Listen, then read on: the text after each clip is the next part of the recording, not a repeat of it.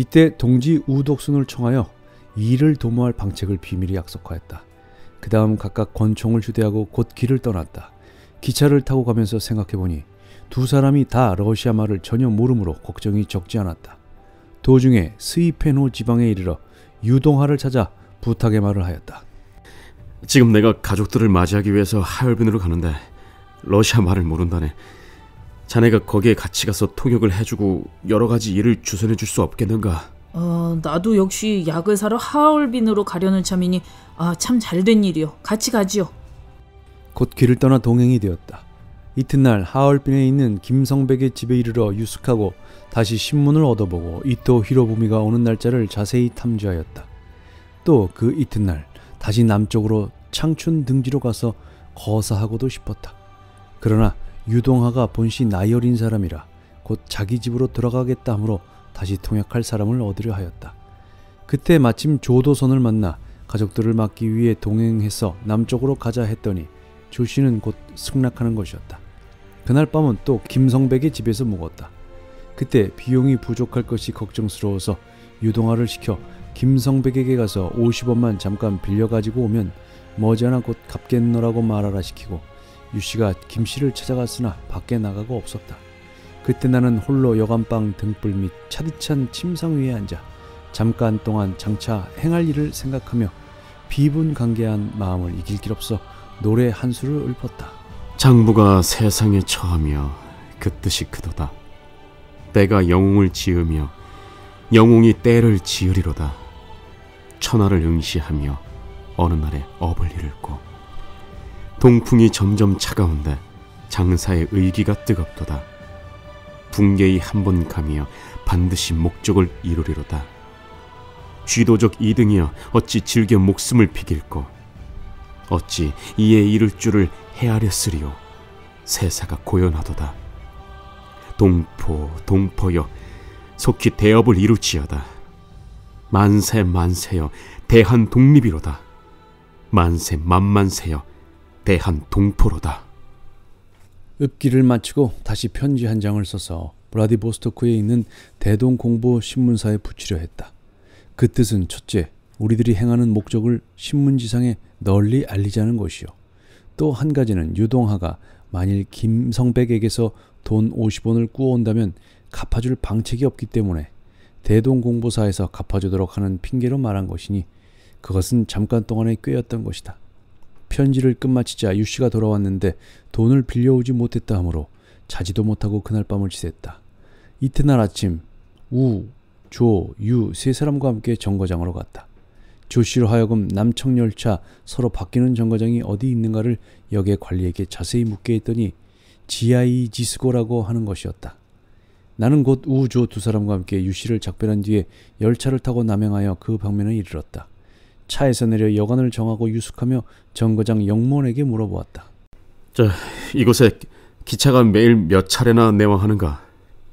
매일 3번씩 내왕하는데 오늘 밤에는 특별차가 하얼빈에서 창춘으로 떠나가서 일본 대신 이토를 영접해가지고 모레 아침 6시에 여기에 이를 것이다. 이같이 분명한 통신은 처음 듣는 확실한 소식이었다. 그래서 다시 깊이 헤아려 생각했다. 모레 아침 6시쯤이면 아직 날이 밝기 전이니 이토가 반드시 정거장에 내리지 않을지도 모른다. 또 설사 차에서 내려 시찰한다 하여도 어둠 속이라 진짜인지 가짜인지를 분간할 수가 없을 것이다. 더구나 내가 이토 히로부미의 모습을 모르는 데야 어찌 능히 이를 완수해낼 수가 있을 것이랴. 그래서 다시 앞서 창춘으로 가보고 싶어도 노자가 부족하니 어쩌면 좋을는지 이런저런 생각에 마음만 몹시 괴로웠다. 그때 유동하에게 전보를 쳤다. 우리는 여기 이르러 하차했다. 만일 그곳에 긴급한 일이 있거든 전보를 쳐주기 바란다. 황혼이 된 뒤에 답전이 왔으나 그 말뜻이 전혀 분명치 아니하니 더욱 의아스러움이 적지 않아 그날 밤 충분히 깊이 생각하고 다시 좋은 방책을 헤아렸다. 이튿날 우씨에게 상의하였다. 우리가 이곳에 같이 있는 것은 좋은 방법이 아니다. 첫째는 돈이 부족하고 둘째는 유씨의 답전이 심히 의아스럽고 셋째는 이토가 내일 아침 새벽에 여기를 지나갈 터인즉 이를 치르기가 어려울 것이기 때문이다. 만일 내일의 기회를 잃어버리면 다시는 일을 도모하기가 어려울 것이다. 그러므로 그대는 여기서 머물며 내일의 기회를 기다려 틈을 보아 행동하고, 나는 오늘 하얼빈으로 돌아가서 내일 두 곳에서 일을 치르면 충분히 편리할 것이다. 만일 그대가 일을 성공하지 못하면 내가 꼭 성공할 것이요, 만일 내가 일을 성공하지 못하면 그대가 꼭 일을 성공시켜야 할 것이다. 또 만일 두 곳에서 다 뜻대로 되지 않는다면 다시 비용을 마련한 다음 새로 상의해서 거사하도록 하는 것이 가장 완전한 방책일 것이다. 그리하여 서로 작별하고 나는 기차를 타고 도로 하얼빈으로 돌아와 다시 유동화를 만나 답신전부의 글뜻을 풀었다. 그러나 유씨의 답변이 역시 분명치 않으므로 내가 성을 내어 꾸짖었더니 유씨는 말도 아니하고 문 밖으로 나가버리는 것이었다. 그날 밤은 김성백의 집에서 잤다. 이튿날 아침 일찍 일어나 새 옷을 모조리 벗고 수수한 양복 한 벌로 갈아입은 뒤에 단총을 지니고 바로 정거장으로 나갔다. 그때가 오전 7시쯤이었다. 정거장에 이르러 보니 러시아 장관과 군인들이 많이 나와 이토를 맞이할 절차를 준비하고 있었다. 나는 차 파는 집에 앉아서 차를 두 서너 잔 마시며 기다렸다. 9시쯤 되어 인산인해를 이룬 가운데 이토가 탄 특별 열차가 와서 닿았다. 나는 찻집 안에 앉아서 그 동정을 엿보며 생각하였다. 어느 시각에 저격하는 것이 좋을까 10분 생각하였으나 미처 결정을 내리지 못하였다.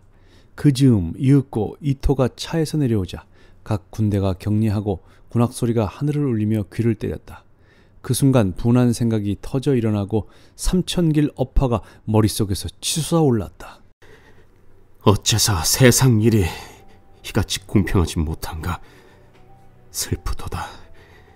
이웃나라를 강제로 빼앗고 사람의 목숨을 참혹하게 해치는 자는 이같이 날뛰고 조금도 꺼리낌이 없는 대신 죄 없이 어질고 약한 인종은 어찌하여 이처럼 공경에 빠져야 하는가? 다시 더 말할 것 없이 나는 곧 뚜벅뚜벅 걸어서 용기 있게 나아가 군대가 늘어서 있는 뒤에까지 이르렀다. 앞을 보니 러시아 일반 관리들이 호위하고 오는 중에 맨 앞에 누런 얼굴에 흰 수염을 가진 일개 조그마한 늙은이가 이같이 염치 없이 감히 하늘과 땅 사이를 횡행하듯 걸어오고 있었다. 저것이 필시 늙은 도둑 이토일 것이다. 하며 곧 단총을 뽑아들고 그 오른쪽을 향해서 신속히 4발을 쏘았다.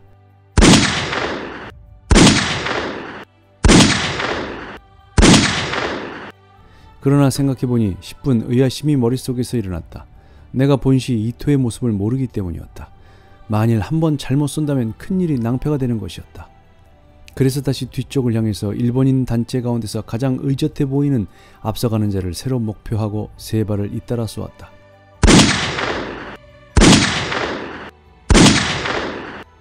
또다시 생각하니 만일 죄 없는 사람을 잘못 쏘아 다치게 했다면 반드시 잘된 일은 아니라 잠깐 주춤하며 생각하는 사이에 러시아 헌병에게 붙잡혔다. 이때가 바로 1909년 음력 9월 13일 양력 10월 26일 상호 9시 반쯤이었다. 그때 나는 곧 하늘을 향하여 큰 소리로 대한만세를 3번 부른 다음 정거장 헌병 파견대로 붙잡혀 들어갔다.